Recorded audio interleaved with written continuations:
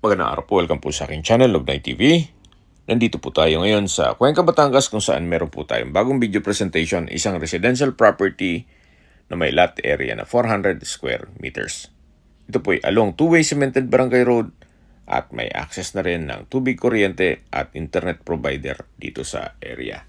Napakatahimik po ng lugar, sariwang hangin at malamig po ang klima. Ito po ay nasa mataas na lugar. Ang estimated elevation above sea level ay 1,080.8 feet. Possible din po itong maging commercial once na ma-develop na ang area. Gawa ng napakalapit lang po nito sa bayan mismo ng Cuenca, Batangas. Mula po dito sa Barangay Road, medyo slope po ang terrain ng lupa. Pababa po yan. Sa presyo na po tayo. Binebenta po ito ni owner sa halagang 1.6 million pesos net. Ibig pong sabihin,